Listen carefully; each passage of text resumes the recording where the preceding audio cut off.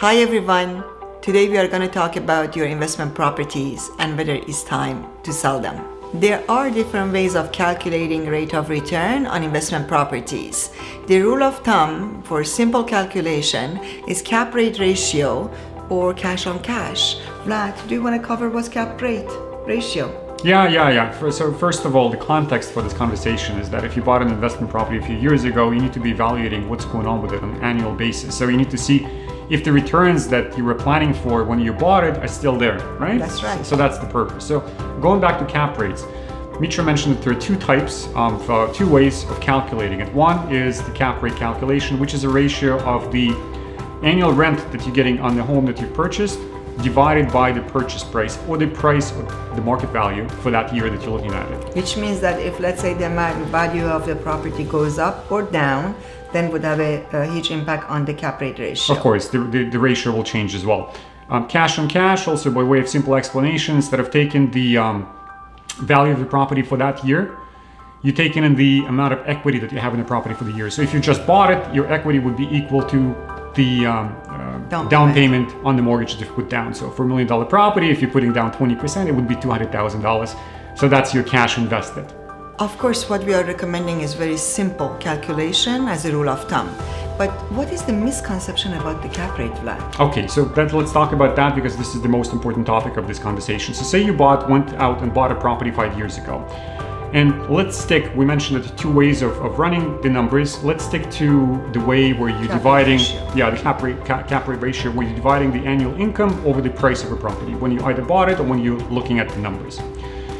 So say you bought a property 5 years ago in 2017 for $1 million. Your down payment was $200,000. And the rental income the property was generating at the time of the purchase was $50,000 a year, which in this case gives us a cap rate of 5%. Right? We take 50,000, we divide it by $1 million, we get 5%. That's right. Okay. So at 5%, that's a decent cap rate for Toronto. Yeah, for Toronto, for 2017, 2018. Yeah. And over this period of time, your property is now worth $1.5 million. Or let's even make a simpler number. Let's say $2 million. Okay. Okay, it's gone up by 100%. Your rental income is still the same, but very close to it. Again, for the purpose of this example, let's say that it's still at $50,000. So now your cap rate, instead of being 5%, has gone down to 2.5%. What if we decide to renovate the whole, for example, multi-units that we have, and then increase our rental income from $50,000 to $80,000? Yeah, absolutely. So if you were able to do this, or you've done that already, that will be factored into your calculation for sure. Just a reminder, in any investment properties, there are generally four variables worth talking about, right, when you're evaluating it. The first one is the cash flow, the amount of money that your tenants are paying you. The second one is extinguishing the mortgage, and your tenants are paying for that to the bank by virtue of paying rent to you. Third one is exactly what you're asking. It's the improvements you can do to the property and increase the value of the property or increase the rent that you're generating, right, from the property on a monthly basis. And the fourth one, of course, is the general market appreciation, which is kind of an icing on the cake. So when you're looking at the investment property, you look at those three variables that you have some control over. So that's actually great that you mentioned. So consider that we are going to improve our rental properties, and then we are going to maximize the rent we are going to get. And interest rate is very low. And at this time, let's say whoever secured the lowest interest rate for the 5 years, do you think that this is really the time to get out of this rental income property because the cap rate is less, or is it still worth to keep the property? Well, you know what, the question is this. We're not in a position to give advice as far as where the market is going to go. We don't know, you don't know. The market could go in any direction, and it can happen very quickly. Yeah. So that's why we were saying earlier that the market appreciation is the icing on the cake. If you're in a position to improve property and improve the cash flow, or improve the resale value of the property by renovating, yes, absolutely, by all means do that. But before you get into the project, see how that will impact the cap rate. The question is very simple. There are obviously other asset classes out there.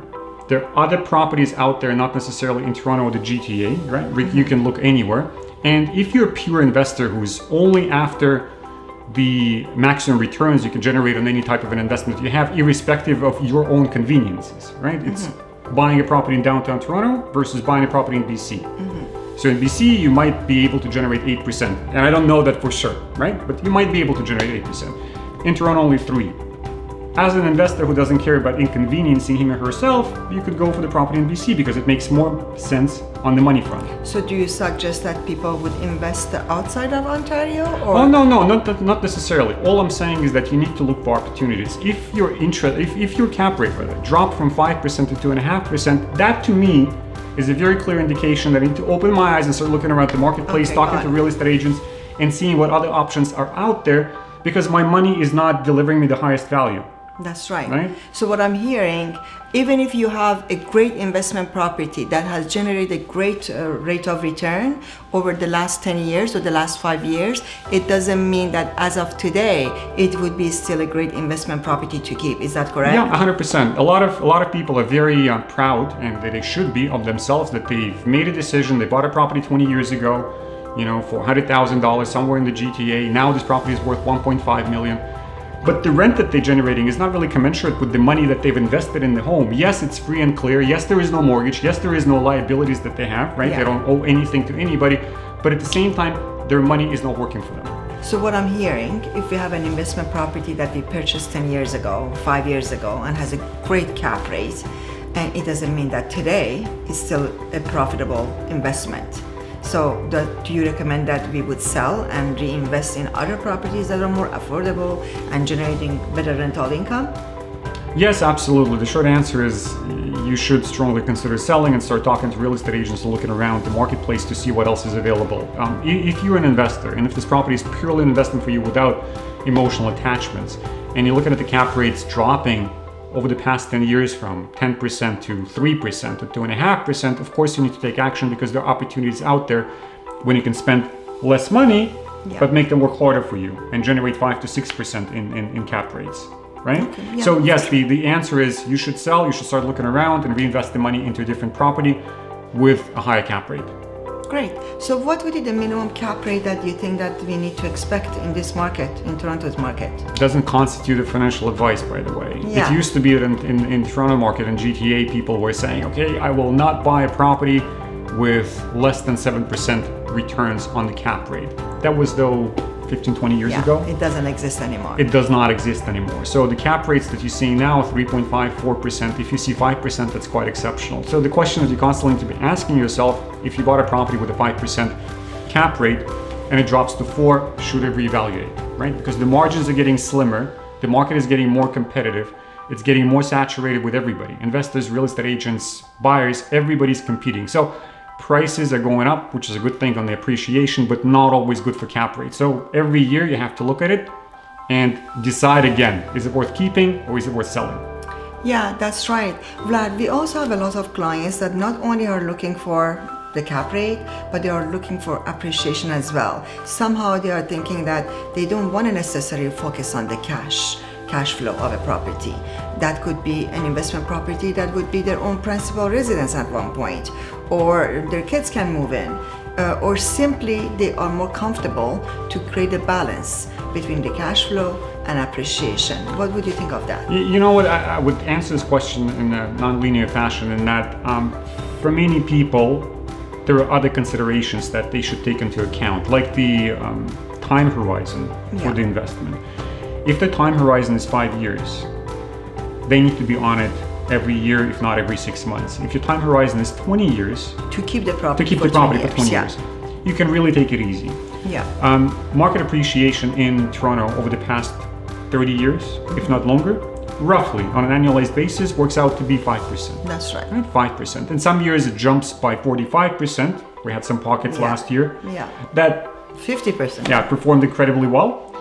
Other years it's going sideways or even declining. Yeah. So the period of time over which you're planning to keep the property is very important. Mm-hmm. Some people really don't care about the cap rate so much. They will go for 1% cap rate and they're thinking about keeping the property for the next 150 years. If they're buying a huge multiplex with 200 units in it, they're calculating the inflation rate, they're calculating potential disasters and changes in government policies. So there's a lot of things that they're thinking about. And a cap rate today is not as important for them. But again, we're talking about very simple principles for an average investors like you and I, or Mitra and myself and most people out there.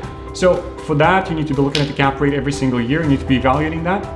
And if the cap rate is below what your expectations are, yes, time to take action. Great.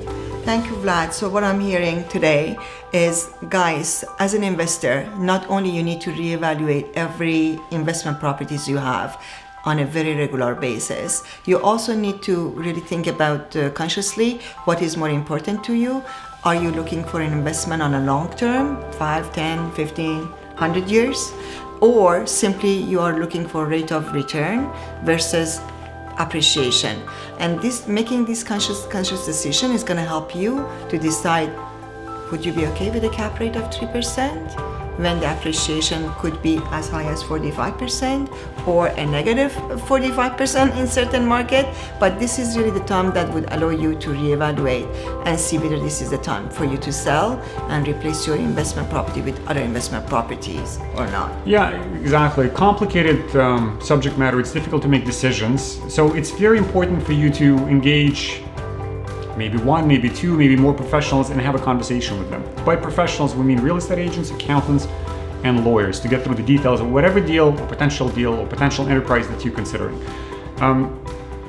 If we could have a conversation with you over 20, 30 minutes, we would ask you a lot of questions, and based on the answers that we hear, we'll recommend the course of action that's suited for your specific situation. Today we covered different ways of calculating the rate of return through cap rate ratio and making a decision whether your investment property is performing well enough or this is the time to replace your investment property with another property. And our job is to help you by asking a lot of questions. Asking these questions definitely is going to get you clear about what is important to you. Some clients prefer focusing on the highest cap rate. Some clients, investors, are focusing on the balance between the cash flow and the appreciation. Our job is here to figure out what is important to you that you can make the right decision. And another thing, congratulations guys on even watching this video. That means that you're thinking about investments, you're thinking about investing into real estate, which is great in and of itself, and you're trying to understand how to best evaluate your properties without spending a ton of time on this, because the more complicated you make this way of evaluating the property every year, the less desire you'll have to want to do this. So if it's very simple and we're giving you a very simple tool, it's going to take you a minute, you're going to be in a position to make a decision fast, so congrats on that. Congrats. Hit the like button if you like the content, consider subscribing, and it would be lovely to see some of your questions in the comments so that we can address them in the next video. That's coming out, by the way. Our videos are coming out several times a week. Yeah, absolutely. And if you would like us to cover any topics that you have in mind, feel free to ask. See you guys. See you next time.